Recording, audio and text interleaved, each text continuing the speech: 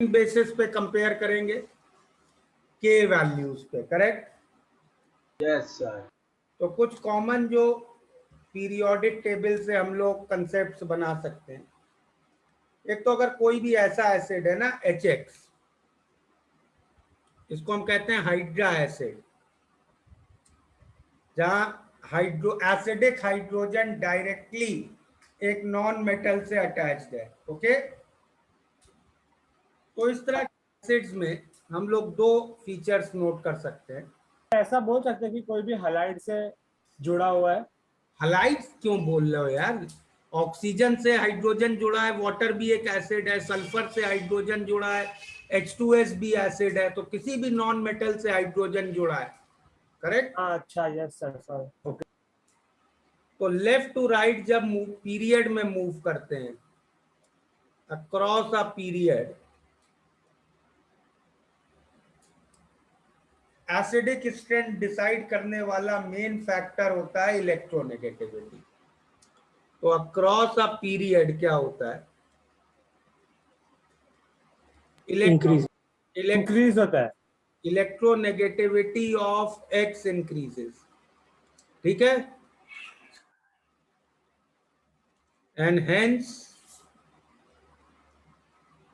Acidic strength increases. Okay,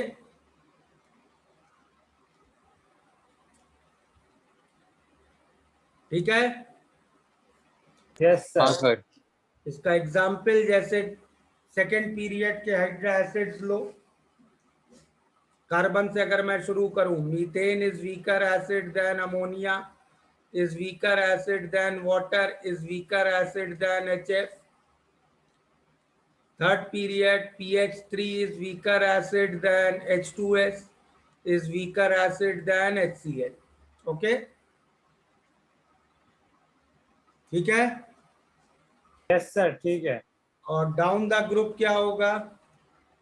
sir इसमें सिर्फ hydrogen से जुड़ा होना चाहिए है सर, इस कंडीशन के लिए सिर्फ हाइड्रोजन से जुड़ा होना चाहिए ना atom. Acidic hydrogen non metal से जुड़ा होना चाहिए। Okay, yes sir, yes. Down a group electronegativity important factor नहीं रहता, इंपॉर्टेंट फैक्टर अप साइज हो जाता है। Down a group size of X increases, hence stability of X minus increases। जितना बड़ा आयन होगा चार्ज डेंसिटी कम होगी, ज्यादा स्टेबल होगा, hence acidic strength increases। ठीक है? Yes sir. तो इसके लिए सपोज हलाइड के ही तुम सारे एसिड्स ले लो। HF is weaker acid than HCl, is weaker than HBr, is weaker than HI। ठीक है? Yes sir. नोट करो जल्दी। Yes sir.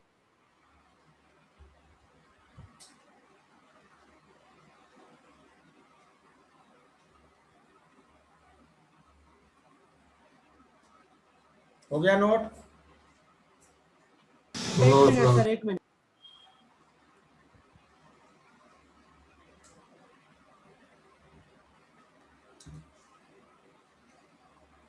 Yes sir, done sir.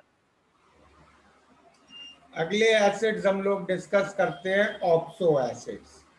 Oxo acids में क्या होता है? हाइड्रोजन ऑक्सीजन से अटैच्ड है और ऑक्सीजन एक नॉन मेटल से अटैच्ड है। Okay, yes sir. इसमें पहला पॉइंट हम लिख सकते हैं, as electronegativity of X increases, acidic strength increases। Sir हम एसिडिक हाइड्रोजन क्यों बोल रहे हैं? देखो बेटा, कुछ हाइड्रोजन एसिडिक होते हैं, कुछ नॉन एसिडिक होते हैं, मतलब वो नहीं निकलते हैं। ओके, हम लोग इसको कौन से एसिड बोलते हैं? ऑक्सो। Oxo acids. ओके, चले आगे. Yes, sir. Acidic strength increases. जैसे फॉर एग्जाम्पल फॉस्फोरस का oxo acid H3PO4 is weaker than H2SO4 is weaker than HClO4. ठीक है. Yes, sir. और सेम एटम के लिए, फॉर सेम एटम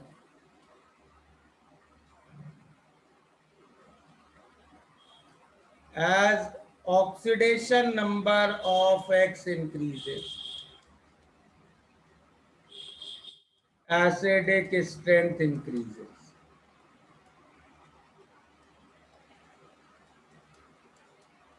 ठीक है. क्या गया?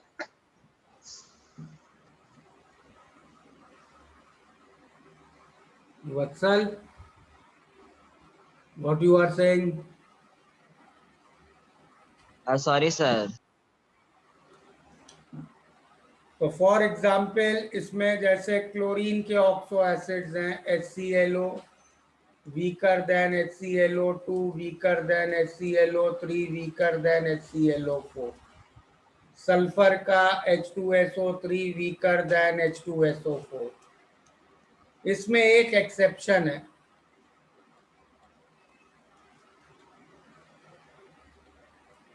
फॉस्फोरस के oxo acids H3PO2 is stronger than H3PO3 is stronger than H3PO4. ठीक है. फॉस्फोरस सर यहाँ ON क्या रिप्रेजेंट करता है? क्या? ON क्या रिप्रेजेंट करता है? वैलेंसी. हाँ, यस सर. फॉस्फोरस के ऑक्सो एसिड्स का स्ट्रक्चर भी मालूम है ना, बॉन्डिंग में भी किया था, एक बार फिर कर लेते हैं. H3PO2 का स्ट्रक्चर कैसा है?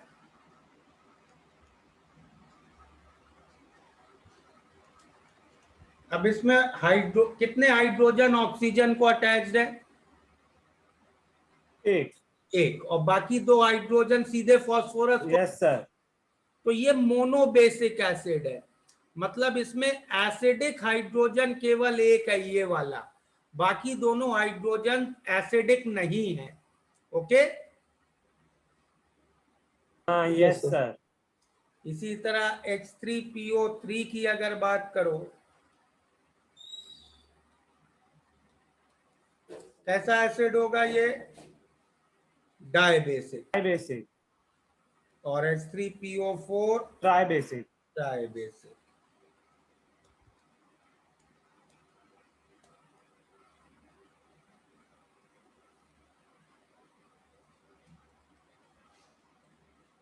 ठीक है. 1 minute, sir.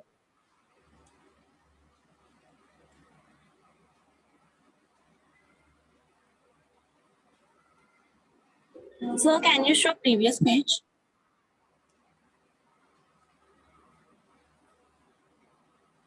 Thank you, sir.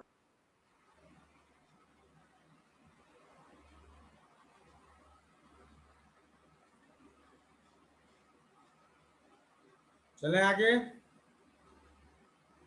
Yes, sir.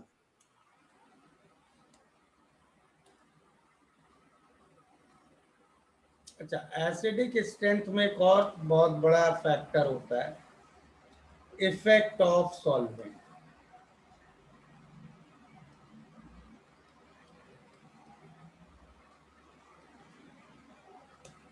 चलो इसमें जरा नोट कर लो पहले.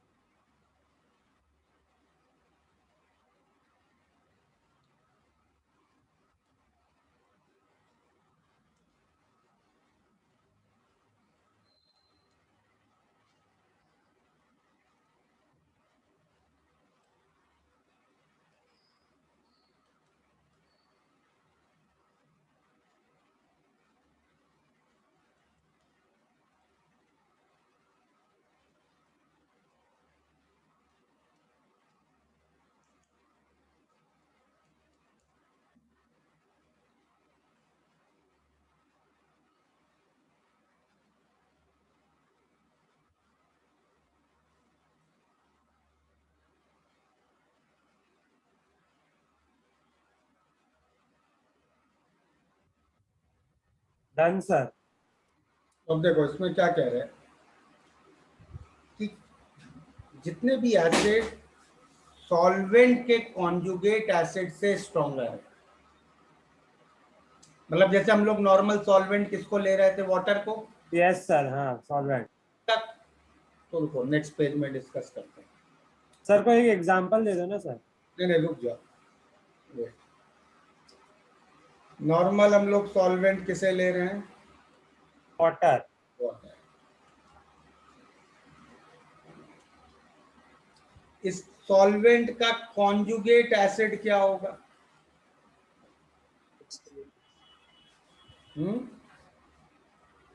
Plus H3O plus, correct. Yes, sir. अब कोई भी एसिड अगर H3O प्लस से स्ट्रॉन्गर है और ऐसे एसिड को मैंने पानी में डाला तो वो पूरा डिसोसिएट हो जाएगा।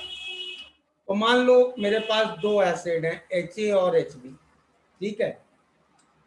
HA H3O प्लस से स्ट्रॉन्गर है, HB भी स्ट्रॉन्गर है, तो HA का अल्फा क्या होगा पानी में, बताओ?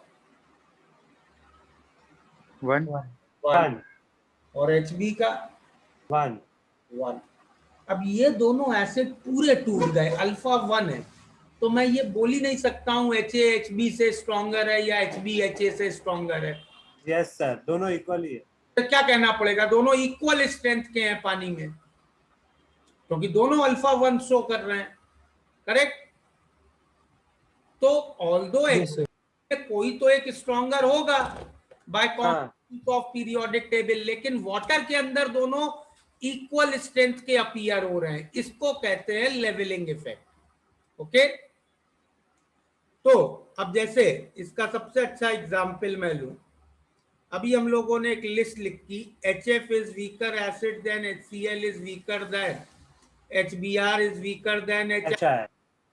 लेकिन अगर तुमसे कोई ये क्वेश्चन पूछ ले, एक्वस HF, पानी में पड़ा हुआ HF, aqueous HCl, aqueous HBr और एक्वस HI को कंपेयर करो, तो HCl, HBr, HI हाइड्रोनियम से स्ट्रॉन्गर एसिड होते हैं, लेकिन HF हाइड्रोनियम से वीकर होता है, तो क्या ऑर्डर बन जाएगा ये? तो inside water HCl, HBr, HI will appear to be of equal strength। समझ में आया? Yes sir. सर पर ये सिर्फ एक्सपेरिमेंटल है क्या, हम भी तो कर सकते हैं? एक्सपेरिमेंटली है, ये फाइंड किया और उसका हमने कॉमन लॉजिक देखा कि H3O प्लस से स्ट्रॉन्गर सारे एसिड्स हमें पूरे डिसोसिएटेड मिल रहे हैं, करेक्ट। Yes. अच्छा, तो अब हम कैसे पता लगा पाएंगे कि HBr और HCl में स्ट्रॉन्गर कौन है? एक्सपेरिमेंटली कैसे पता लगाएंगे? दूसरे सॉल्वेंट के साथ कोई ऐसा सॉल्वेंट सेलेक्ट करना पड़ेगा जिसके कॉन्जुगेट एसिड से ये दोनों लोग स्ट्रॉन्गर ना हो, तो उनमें दोनों का अल्फा 1 से कम होगा, फिर जिसका अल्फा ज्यादा होगा वो हम स्ट्रॉन्गर एसिड बोलेंगे। Okay, yes sir. Yes, sir. तो कंपैरिजन समझ में आ गया?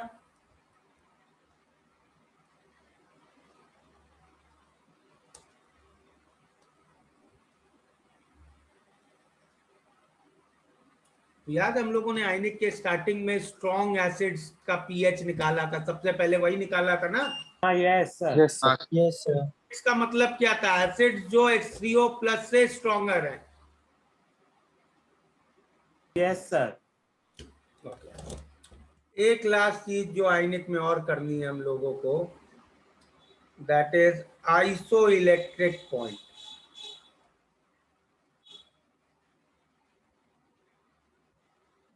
Of amino acids.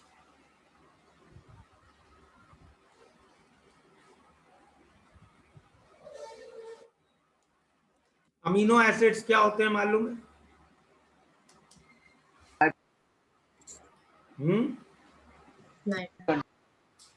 Strong acids.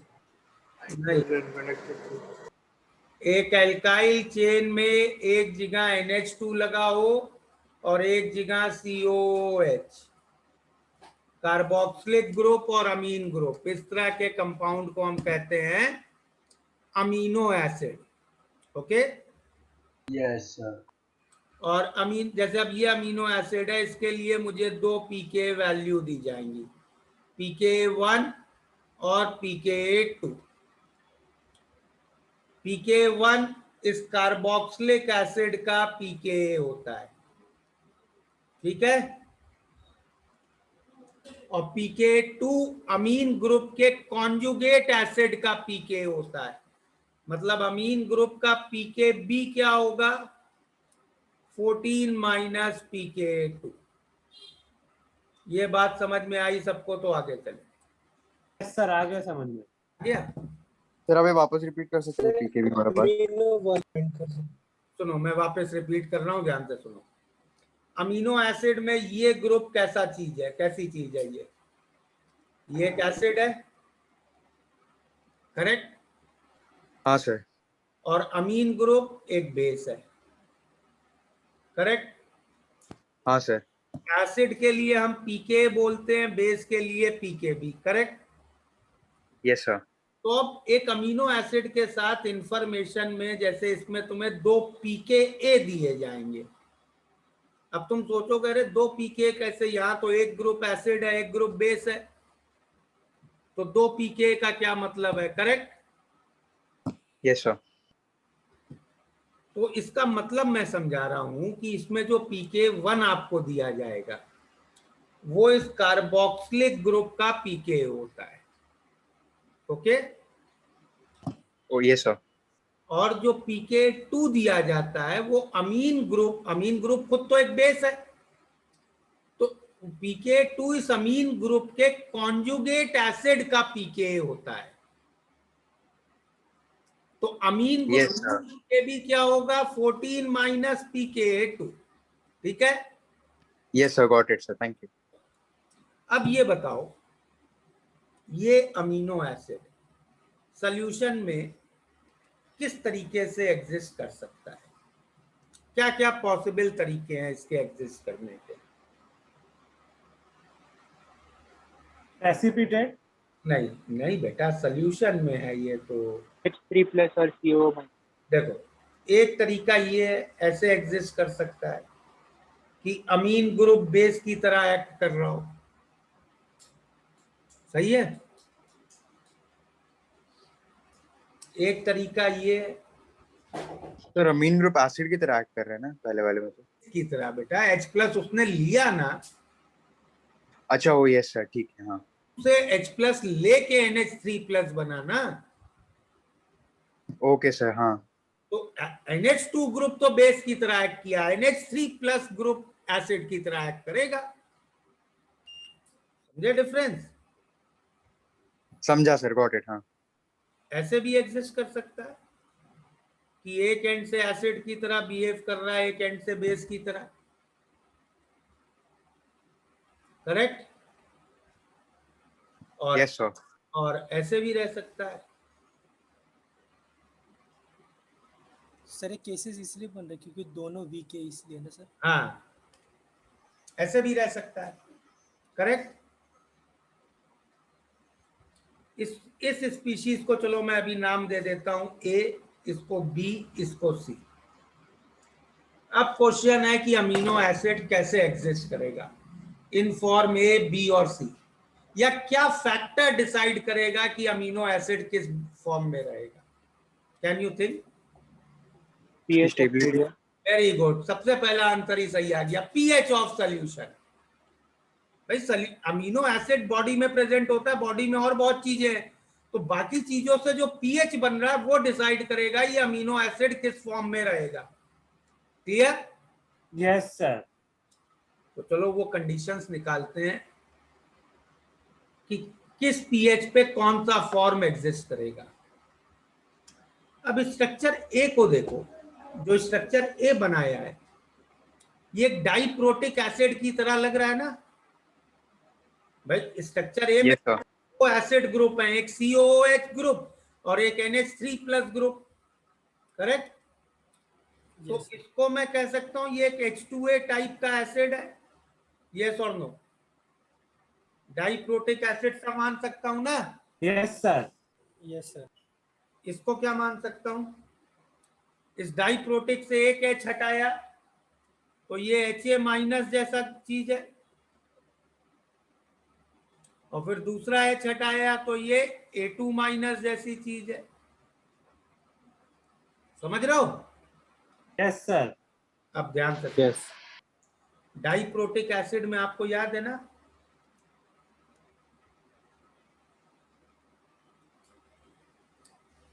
H2A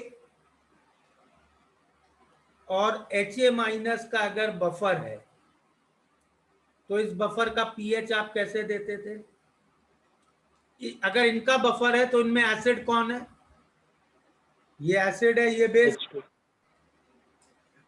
correct?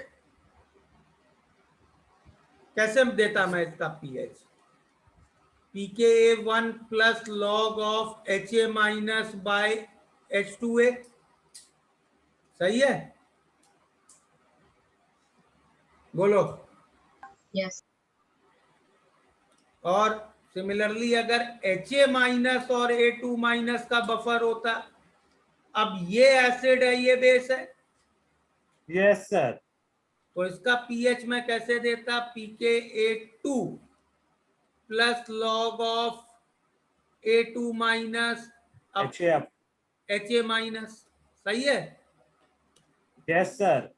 अब ध्यान से सुनो, मैं आऊंगा उस पेज पे वापस। अभी अगर नोट नहीं किया तो वरी मत करो, पहले समझ लो सब।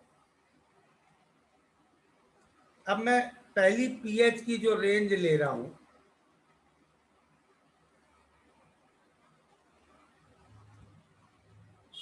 मैं एक पहली रेंज ले रहा हूं कि पीएच की वैल्यू 0 से लेके pKa1 के बीच में अगर करनी है, मतलब pKa1 से कम है अगर पीएच, तो देखो ये वाला बफर होगा उस समय, करेक्ट? Yes sir. और pK1 से कम है पीएच की वैल्यू, मतलब ये लॉग की टर्म नेगेटिव होगी। ये लॉग की टर्म नेगेटिव होगी मतलब H2A ज्यादा होगा, Ha माइनस कम होगा, करेक्ट? यस यस तो इस पीएच रेंज में कौन सी स्पीशीज सबसे ज्यादा है? H2A, मतलब स्पीशीज A मेजॉरिटी में है, करेक्ट?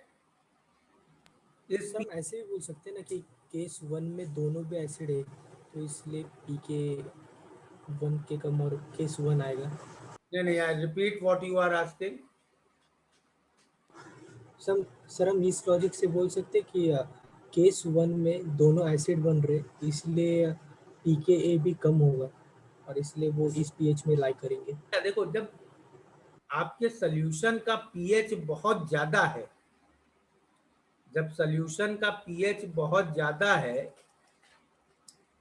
तो अमीनो एसिड तो एसिड की तरह एक्ट ही नहीं कर पाएगा, तो वो तो ऑलमोस्ट अनडिसोसिएटेड फॉर्म में रहेगा, करेक्ट? यस। मैं ऐसे लिखता हूं, ए की क्या हाल है, बी का और सी का, तो इस रेंज में ए मेजॉरिटी में रहेगा, सही है?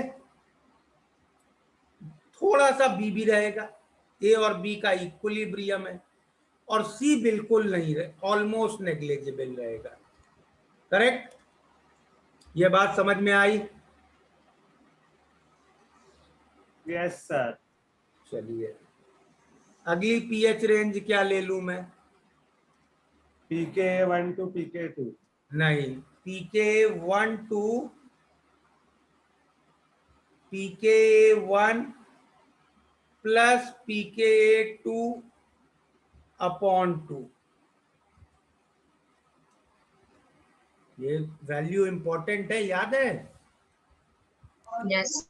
इस पीएच पे केवल Ha माइनस एग्जिस्ट करेगा। एम्फोटेरिक आयन Ha माइनस का पीएच निकालने को पूछते, क्या था एक्सप्रेशन? pK2 correct? तो इस रेंज में ए माइनॉरिटी में आ जाएगा, इस फॉर्मूले से भी देख सकते हो, पीके 1 से ज्यादा हुआ पीएच, मतलब ये लॉग पॉजिटिव है, करेक्ट? Yes sir. Yes. मतलब HA minus is more than H2A, correct? Yes. A कम हो गया, B ज्यादा, मेजरली। और ये तो अभी भी नेग्लिजिबल है। अब अगला इंपॉर्टेंट पीएच कौन सा लें? pKa1 plus pKa2/2 to pKa2। Range नहीं लेना है, अब ज्यादा इंपॉर्टेंट हमें लेना है पीएच। अगर pKa1 प्लस pKa2/2 है, तब क्या होगा?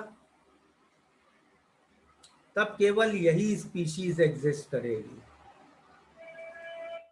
बी वाली, और ये दोनों नेग्लिजिबल होंगे। ठीक है, इसके ऊपर जाएंगे तो अब दूसरा वाला बफर आ गया। अब दूसरा बफर, अगली रेंज में लेता हूं pK1 प्लस pK2/2 से pKa2। ठीक है, इस रेंज में B मेजॉरिटी में रहेगा। अब B और C का बफर है, C माइनॉरिटी में रहेगा और ये नेग्लिजिबल। सो बी मेजॉरिटी में कैसे हुआ? भाई अब दूसरे बफर में देखो, pK2 से कम है pH, यस। मतलब ये लॉग नेगेटिव, अच्छा, हाँ, यस, हाँ। HA माइनस ज्यादा,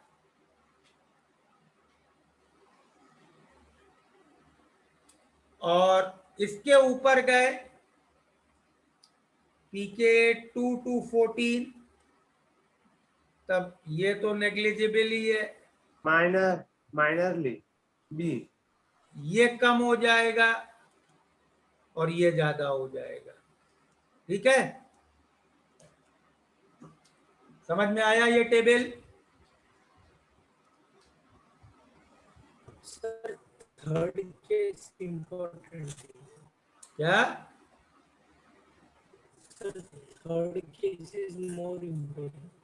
थर्ड केस क्यों इंपॉर्टेंट है वो समझते हैं। अमीनो एसिड्स को जनरली हम अमीनो एसिड्स के लिए ये डिस्कशन करते हैं कि अगर अमीनो एसिड के सॉल्यूशन में हमने दो प्लेट्स रखी, एक पॉजिटिव प्लेट एक नेगेटिव प्लेट, मतलब दो प्लेट में बैटरी लगा के सेटअप किया है, तो अमीनो एसिड के मॉलिक्यूल्स का, आयंस का मूवमेंट किधर होगा? तो अब अगर फर्स्ट केस में देखूं तो कौन कौन सी स्पीशीज एग्जिस्ट कर रही हैं फर्स्ट केस में? ए और बी। ए और एक ऐसी स्पीशीज है, क्या चार्ज है ए पे? न्यूट्रल है। ए पे पॉजिटिव। ए पॉजिटिव चार्ज है, बी न्यूट्रल है, सी नेगेटिव चार्ज है, correct? Yes sir, yes sir. तो ए वाली स्पीशीज किधर मूव करेगी? नेगेटिव प्लेट की ओर। यस। और बी वाली स्पीशीज किधर मूव करेगी? कहीं नहीं। सी वाली स्पीशीज किधर मूव करेगी? पॉजिटिव प्लेट की ओर।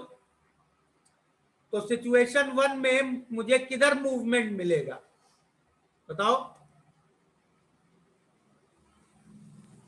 तो पॉजिटिव प्लेट। ऐसे पॉजिटिव यार, सिचुएशन नेगेटिव। ना मेजॉरिटी में ए पॉजिटिवली चार्ज है, ए का चार्ज क्या था? पॉजिटिव। हाँ? तो किधर माइग्रेशन मिलेगी? Towards negative plate, correct? Situation 2 में किधर मिलेगी? कहीं नहीं। कहीं नहीं। ए है ना अभी भी आपके पास, यस। तो अभी भी तो भी मिलेगी। ठीक है, यस। सिचुएशन 3 में किधर मिलेगी? नेग्लिजिबल। कहीं भी नहीं। नेग्लिजिबल। कहीं भी नहीं मिलेगा। No net movement. करेक्ट। तो जिस पीएच पे अमीनो एसिड का कोई मूवमेंट ना हो, उस पीएच को हम कहते हैं आइसोइलेक्ट्रिक पॉइंट। तो समझे आइसोइलेक्ट्रिक पॉइंट क्या होता है? Yes, sir. जिस पीएच पे कोई मूवमेंट ना हो और इसके बाद किधर मूवमेंट मिलेगी? पॉजिटिव। ठीक है। Yes, sir. और जो आयन होता है आइसोइलेक्ट्रिक पॉइंट पे, उसको भी हम एक स्पेशल नाम देते हैं। उसको हम लोग कहते हैं ज्विटर आयन।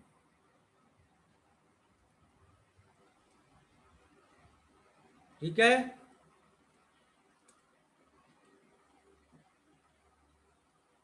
समझ में आया? Yes, yes sir. Sir. Note कर लिया? ये पेज, 1 minute. सारे पेजेस एक बार अब दिखा देते हैं। ये पेज हो गया।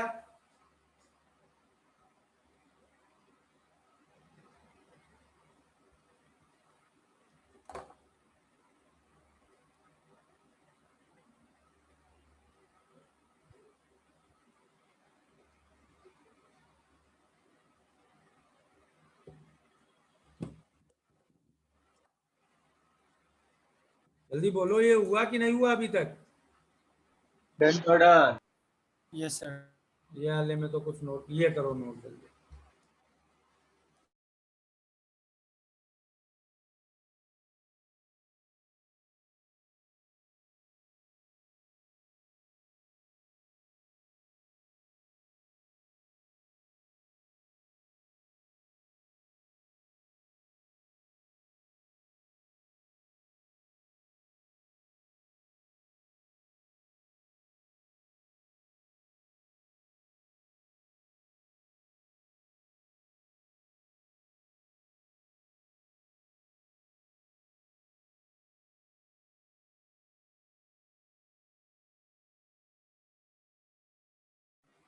हो गया ये वाला पेज भी? यस।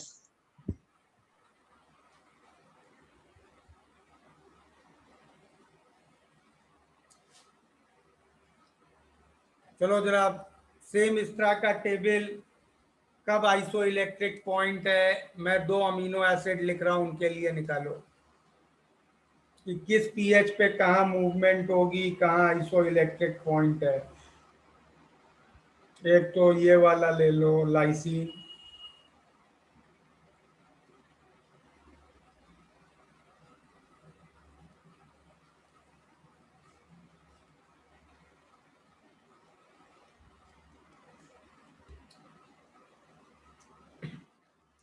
इसमें कितने पीके दिए जाएंगे तुम्हें बताओ?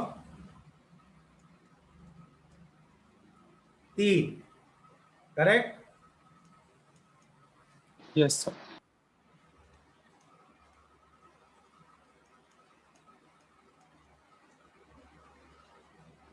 एक और ले लेते हैं, ग्लूटामिक एसिड।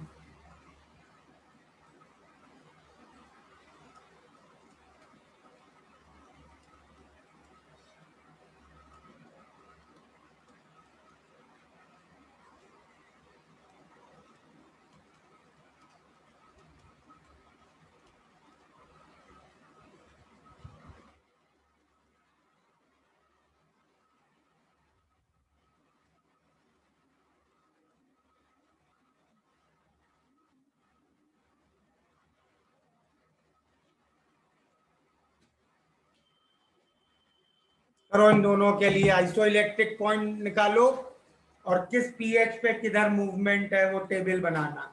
करो जरा।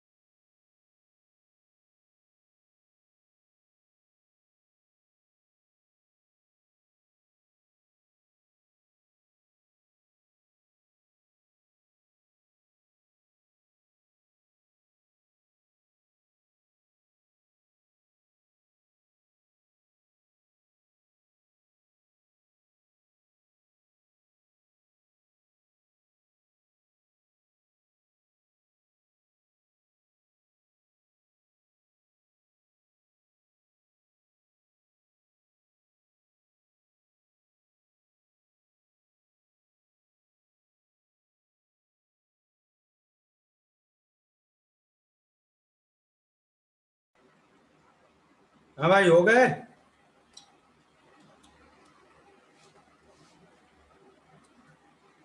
बताओ क्या आंसर था।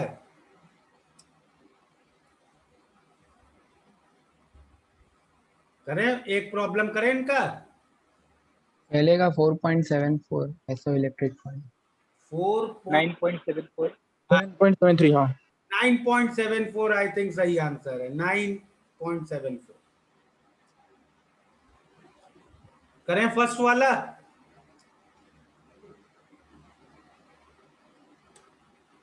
Yes sir. फर्स्ट वाले में क्या क्या फॉर्म में एग्जिस्ट कर सकता है वो अमीनो एसिड, पहले ये बताओ। 4 को 4 फॉर्म, वेरी गुड। तो क्या क्या होंगे वो 4 फॉर्म्स बना लेते हैं जरा पहले।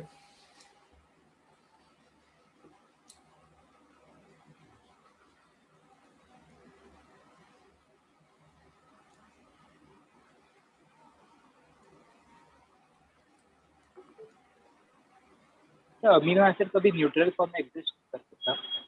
नहीं बेटा, वो तो बाकी सॉल्यूशंस के पीएच उसको किसी ना किसी उसको या तो एसिड या बेस की तरह रिएक्ट कराएंगे ही ना।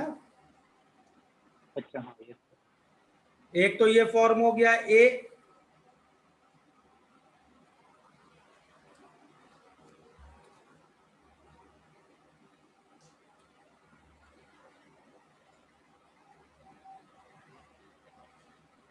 फिर अगर उसे एप्रोटिक सॉल्वेंट में रखा हो एप्रोटिक सॉल्वेंट में फिर डिस्कस करने का मतलब ही नहीं है इसको। आयनिक इक्विलिब्रियम में तो ऑब्वियसली प्रोटिक सॉल्वेंट ही लेंगे ना। अगर अच्छा हाँ आने ही नहीं है तो फिर तो कोई मतलब ही नहीं उठता है।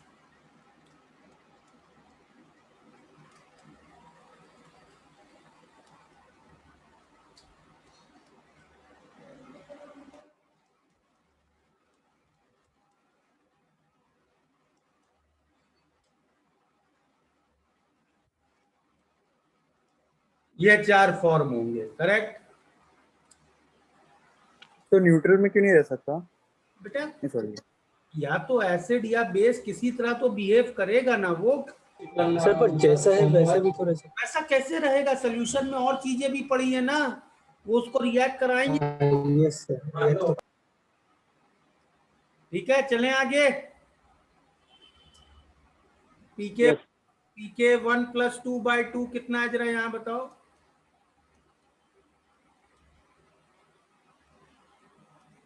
कितना है ये? 5.5 5.5 एग्जैक्ट नहीं, 5.5 5.3। और पीके 2+3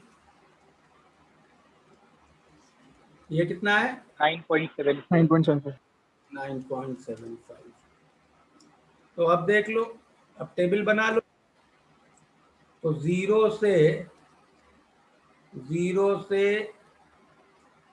2.18 तक मेजॉरिटी में ए और माइनॉरिटी में बी। 2.18 से 5.53 बी मेजॉरिटी में और ए माइनॉरिटी में।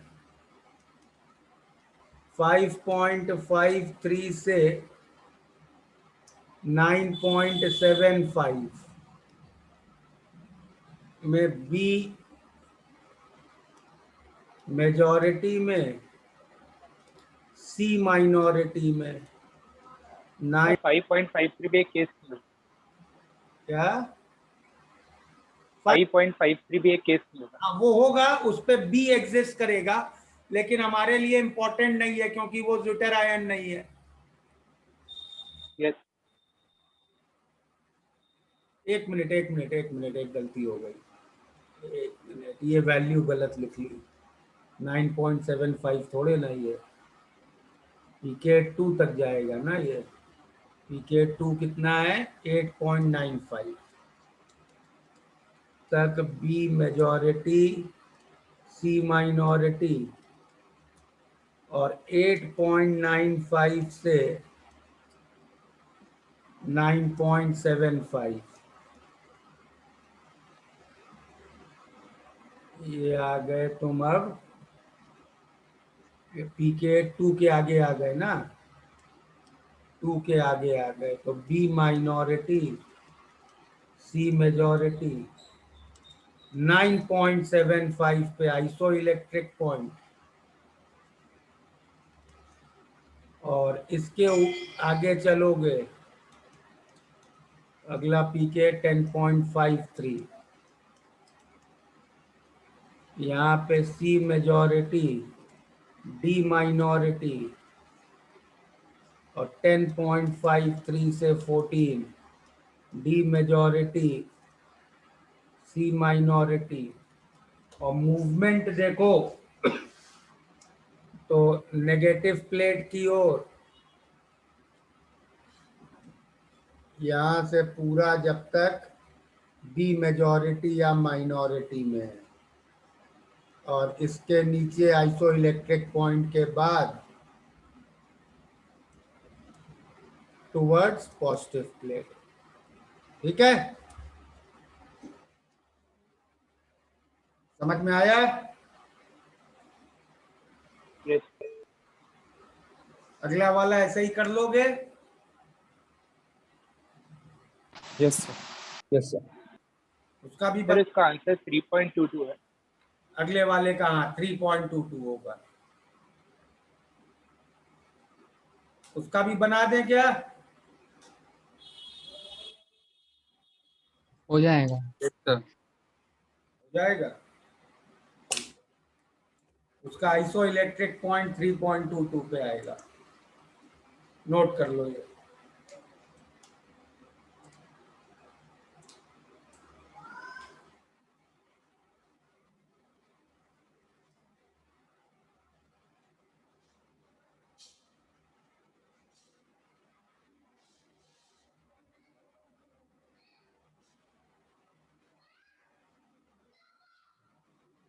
हो गया नोट?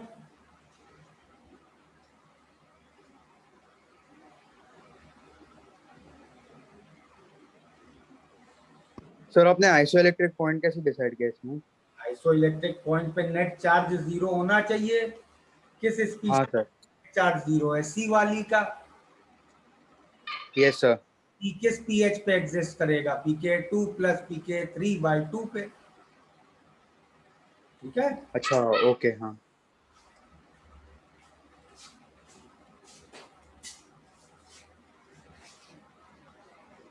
सर इसको डीप्रोटोनेट एसिडिक स्टेट के ऑर्डर पे करेंगे। डीप्रोटोनेट स्ट्रॉन्गर एसिड से वीकर एसिड के ऑर्डर में करेंगे।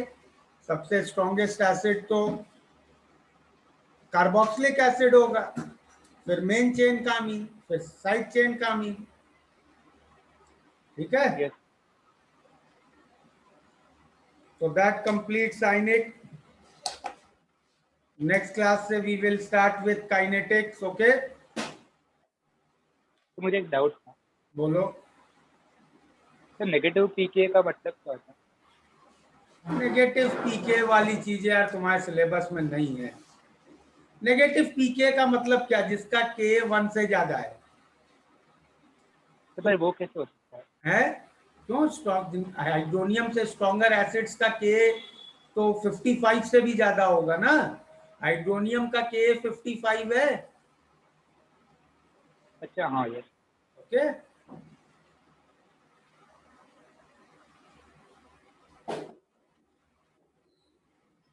सर आप अभी बुकलेट के डाउट्स लोगे? बुकलेट के डाउट्स कल लेते हैं ना, कल है ना अपना शाम को क्लास। हाँ ठीक है सर। और काइनेटिक्स की बुकलेट है सबके पास? नहीं सर। यस देख लो उसकी सॉफ्ट सर अगर है जिन लोगों के पास तो सॉफ्ट कॉपी ग्रुप पे डाल लेना, क्योंकि नेक्स्ट क्लास से काइनेटिक्स करेंगे। Okay, okay. सर आप मल्टीपल रेट का एक असाइनमेंट दे सकते हो आयनिक पे। पहले बुकलेट तो कर लो यार। और हो गया? बुकलेट डीपीपी हो गया है? Yes yes. ठीक है, फिर भेज दूंगा मैं, क्लासरूम में भेज दूंगा शाम को। ठीक है, okay sir. Yes sir, thank you. चलो बाय एवरीबॉडी।